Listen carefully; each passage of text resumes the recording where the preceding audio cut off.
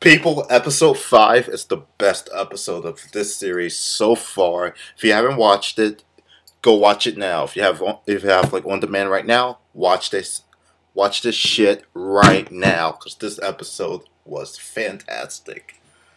Though most likely be no other episodes as great as this, and for the rest of the whole series. I honestly bet like there will not. But yeah, King of Nerds episode 5, loved it. Loved it. This episode just tops episode 3 completely. Like I'll give a quick summary of this. Quick summary. The nerds basically get, the premise for the next challenge, which is dealing with like a Rubik's Cube and Sudoku. It's like a mix of that. So we have Mugi and Celeste just going crazy because they're both skilled at, at least one of those things. So, like, the two teams, each with, like, well, orange team 4 people, blue team 3 people. So, Joshua steps out, and the teams just go at it. And seems like the orange team's going to win this one. They end up failing. Blue team wins. It's unbelievable. But it's kind of reassuring at the same time. And, man, they have to decide who's going to be in, like, in the nerd off for this. So we have the blue team. They're going to choose Ivan. Take out the leader. That's their main plan, to take out the leader first. Orange team, they don't know. They have no idea. But they decide to just have a party and just do the best thing. Just, like, completely get drunk and go crazy. And we find that, like, the women on the team just go, like, really, really, well, they go at it. They really go at it. We find out that, like, stuff about the characters, like, some of the players, too, that Mugi obviously loves sex. That was something right there. But her and Danielle, they were all over the place, like, when they were drunk. And you got Ivan and Joshua just being bros, just hanging out and just keeping it real. But the blue team, their prize was to go and, like, play on a flight simulator, and Virgil just owned everybody. He completely, like, destroyed Celeste and Genevieve. He destroyed them all.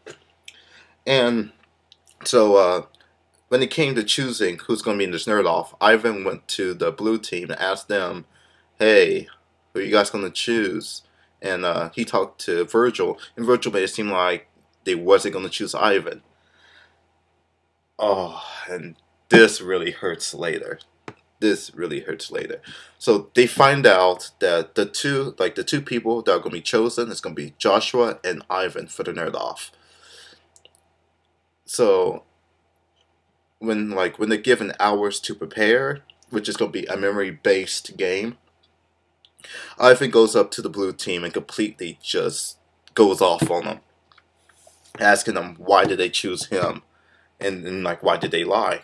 But honestly, it's strategy. You gotta take people down. I mean, it's basically, Genevieve can really understand this because they went for, the orange team went for her. Take out the head, and you're set. So the nerd off begins, and there's many elements to this. You have Mindy and the muscular dude throwing like tennis balls at you while you then you go through a sumo wrestler, and then you have to uncover certain you have to match certain items under these pair of dice. There's 2 of each. You gotta match them, and then there's several rows of these things, and you have to remember where those certain your certain item is when it's uncovered.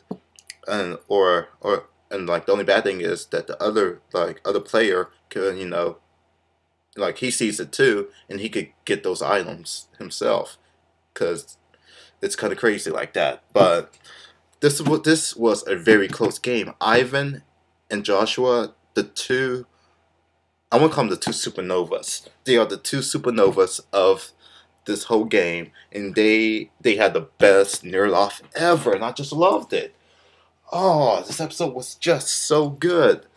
They went at it, dodging the tennis balls, going through like a sumo wrestler, and they were tied several times, but Joshua ended up, messing up, and Ivan became the winner.